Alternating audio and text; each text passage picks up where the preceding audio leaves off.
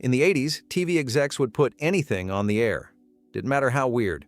Superheroes losing the instruction manual to their own powers, talking chairs, an alien dad voiced by Burt Reynolds. Most of these shows lasted about 5 minutes, and some barely made it past the pilot, so let's get into it. These are the 10 weirdest shows the decade had to offer.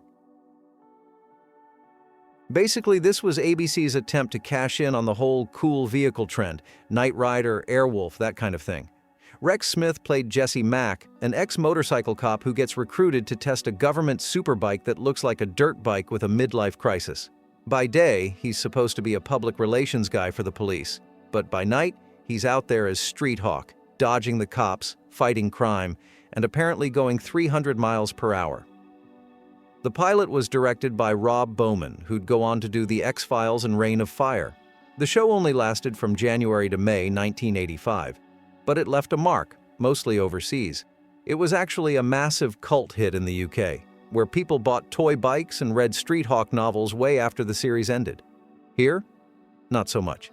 In the US, Street Hawk got the axe after 1 season. This one's got everything. Ancient astronauts, mystical amulets, a guy who wakes up in Peru after who knows how many centuries. The Phoenix was an NBC series from 1982, and you probably never saw it because it only aired 5 episodes. Judson Scott starred as Bennu of the Golden Light, basically an alien with a sun-powered amulet who pops up in the modern world and tries to save humanity from itself. He's got telekinesis, can levitate, do astral projection, and, of course, the government wants to lock him up.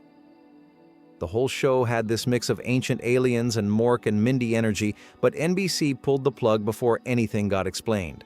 Judson Scott had just been in Star Trek II the same year, but Paramount refused to give him screen credit. His agent pushed too hard for higher billing and they just left his name off. So, right as Phoenix aired, most people had no idea who he was. Probably didn't help the show either. The Greatest American Hero starts off with maybe the most 80s superhero premise ever. A regular school teacher gets handed a supersuit by aliens, but loses the instruction manual in the desert. So now Ralph Hinckley, well, sometimes Hanley, depending which episode you're watching, has to figure out flight, super strength, and invisibility by crashing into everything and hoping for the best. William Catt played Ralph, and Robert Culp was the grumpy FBI agent who had to babysit him. The name change thing? After John Hinckley Jr. shot President Reagan, ABC panicked and tried to cover it by calling him Hanley for a while, then switched it back. The suit itself was apparently torture. Catt said it was like wearing a wool sock that never breathed. The theme song, believe it or not, somehow became a legit Billboard hit in 1981, peaking at number 2, higher than most songs from actual bands. The show ran for 3 seasons, but not all the episodes aired. That's just how things went. You either get Pee-wee or you don't. There's not really a middle ground. If you've never seen it, just picture a kids' show on Saturday morning TV, but someone spiked the coffee and let Paul Reubens do whatever he wanted. There's a talking chair named Cherry, a baby pteranodon, and Lawrence Fishburne in a cowboy suit. Pee-wee's Playhouse ran for 5 seasons on CBS from 1986 to 1990, with reruns hanging around until 1991. Kids loved it, a lot of adults didn't. And when they put out that talking Pee-wee doll, parents lost their minds. The show's production was wild. Future stars like Rob Zombie, John Singleton, and Phil Hartman were working behind the scenes. The whole thing was shot in a converted Manhattan warehouse, where the fire inspectors would come by and warn everyone about the electrical wiring and pyrotechnics. Despite all that, the show won 15 Emmys. Misfits of Science is mostly famous for being Courtney Cox's first big TV job, but it's got its own brand of 80s weirdness. NBC's answer to Ghostbusters and superheroes, basically.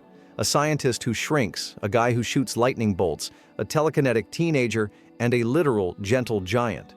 Most of the time, they're being chased by the government, fighting weird villains or helping out random people.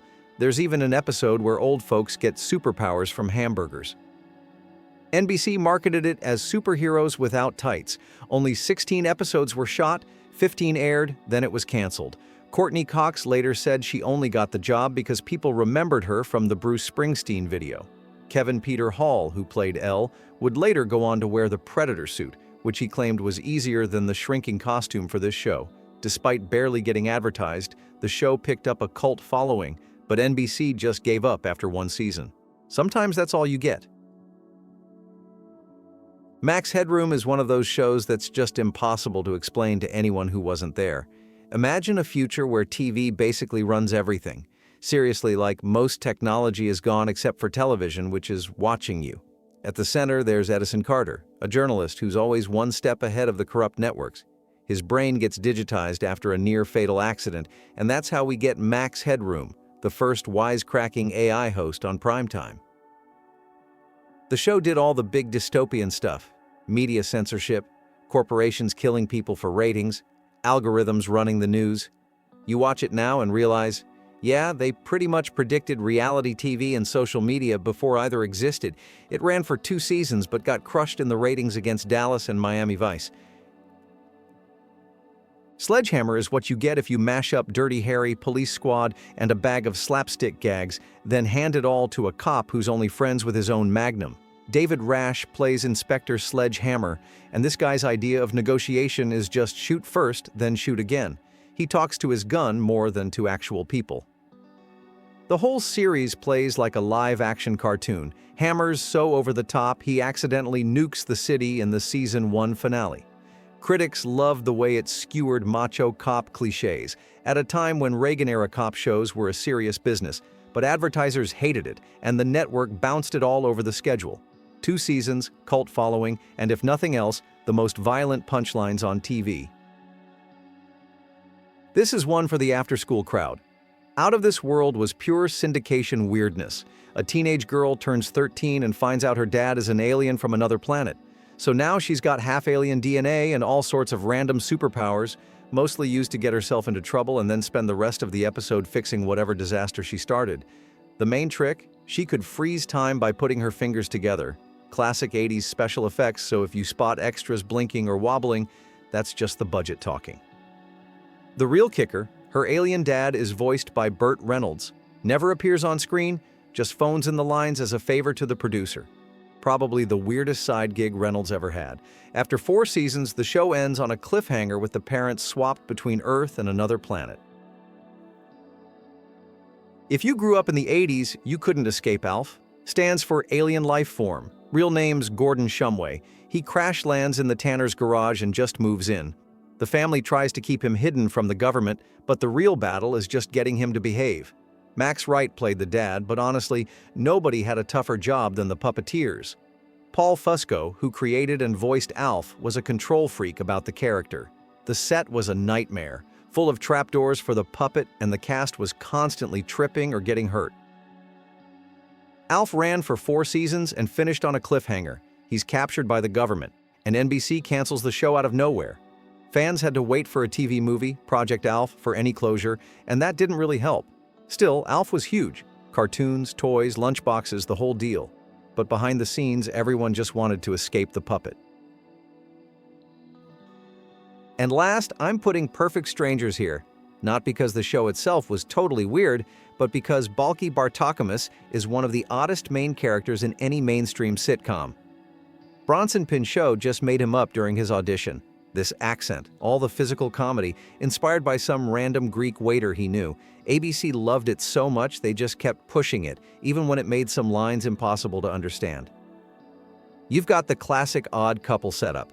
Larry Appleton, buttoned-up Chicago guy, gets a surprise roommate when cousin Balki shows up from the island of Mypos, ready to experience American life armed only with bad TV references and the dance of joy. Show was a hit. Ran 8 seasons and spun off Family Matters through the elevator operator Harriet.